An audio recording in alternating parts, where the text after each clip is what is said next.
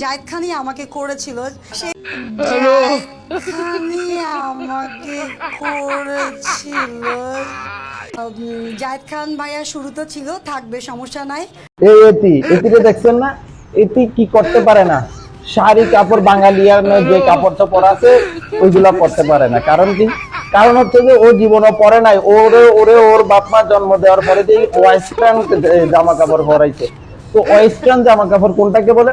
Western জামা কাপড় ওইটাকেই বলে যেটা দিয়ে 24 ঘন্টা শরীর দেখায়, হাঁটতে পারে, মিডিয়ার সামনে শরীর দেখাই চলতে পারে। তো এই সুতমারা নিয়ে আবার দেখতেছি যে জাহিদ খানের নাকি ফেভারিট। জাহিদ খান নাকি বলে ওরে প্রথমে করছে মেসেজ করে বলে, জাহিদ খান বলে বলতেছে তুমি আমাকে আগের মতো স্মরণ করো না। তো খায়রাতি মিডিয়ার মাধ্যমে বলতেছে যে আমি জাহিদ ভাই আপনাকে ভুলি না, আপনাকে কি ভুলা যায়? আমি আপনাকে স্মরণে রেখেছি।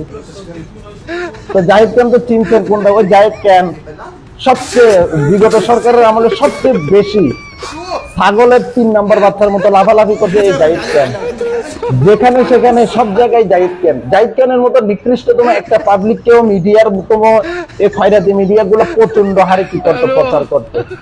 এই জাহিদ খানের মতো নিকৃষ্টতম একটা মানুষ এরকম ফাঁকলা সুতার দিগবাজি তো বেটা আমার ঘরের বিড়ালটা আরো সুন্দর করে মারতে পারে। এই যে দিগবাজিটা পর্যন্ত নিউজ করতো এই খয়রাতি মিডিয়া গুলা।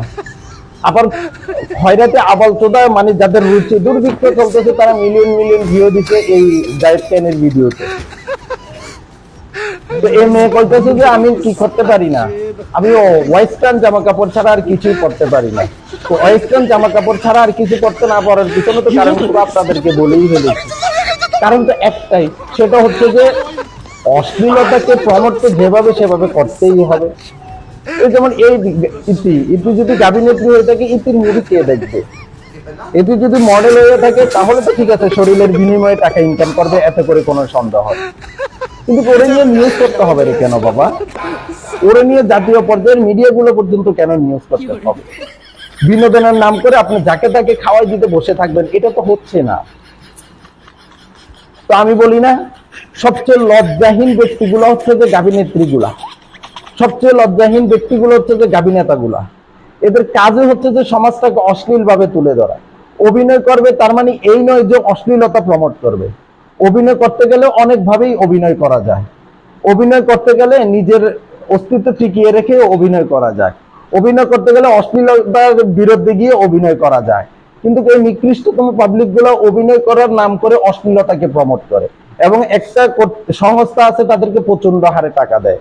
ওই টাকার বিনিময়ে তারা অভিনয়গুলো করতে যায়, অশ্লীলতা ছড়াইতে যায়। এই অশ্লীল বেহাইয়া গুলাকে আমাদের মিডিয়া 24 ঘন্টা প্রমোট করে, যেটা নিতান্তই খারাপ।